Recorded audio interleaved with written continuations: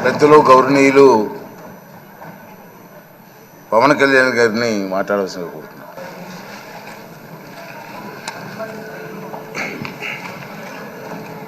పదహారవ శాసనసభకి ఏకగ్రీవంగా ఎన్నికైన సభాపతి శ్రీ చింతకాయల అయ్యన్న పాత్రుడు గారికి హృదయపూర్వక నమస్కారాలు, మీకు శుభాకాంక్షలు.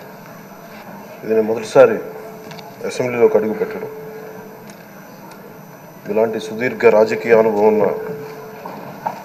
దాదాపు 7 సార్లు ఎమ్మెల్యేగాను, ఒకసారి పార్లమెంట్లో అడుగుపెట్టిన మీకు, Panchayati Raj, technical education, forest, R&B అనేక మంత్రిత్వ శాఖల్ని సమర్థవంతంగా నిర్వహించిన మీకు ఈ సభాధ్యక్షుడు, ఈ స్పీకర్ స్థానంలో కూర్చోవడం నాకు చాలా ఆనందంగా ఉంది.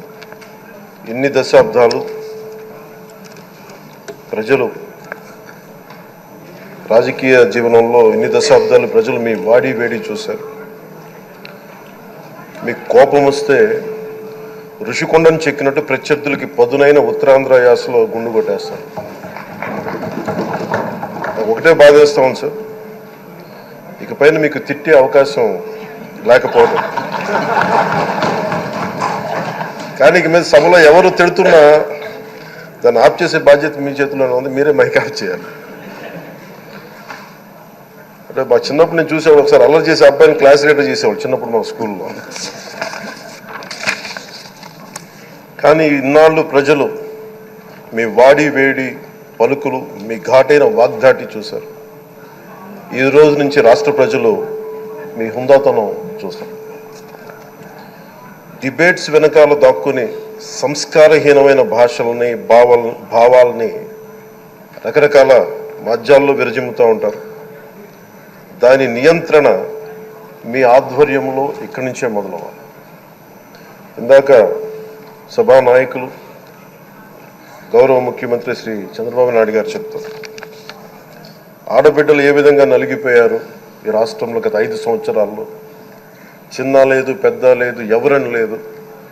ఎవరన్నా సరే ఒక మాట మాట్లాడితే వాళ్ళు వ్యక్తిగతంగా దూషణ, సోషల్ మీడియాలో వాళ్ళని క్యారెక్టర్ అసాసినేట్ చేయటం, వాళ్ళు పెద్ద నాయకులు కావచ్చు, కార్యకర్తలు కావచ్చు, లేదా వాళ్ళకి ఎదురు తిరిగి ఒక ఒపీనియన్ చెప్పి ఎవరైనా సగటు మనిషి కూడా కావచ్చు. అది ఇక్కడితో ఈ రోజు నుంచి ఆగిపోవాలి అధ్యక్ష. అది మీ ఆధ్వర్యంలోనే మొదలవ్వాలి.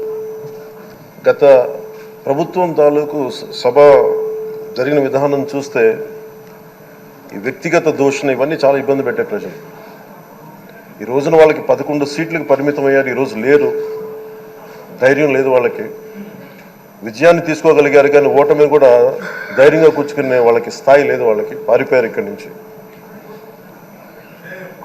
భావంలో ఉండే తీవ్రత భాషలో ఉండాల్సిన అవసరం లేదు. భాష మనుషుల్ని కలపడానికి కానీ విడగొట్టడానికి కాదు.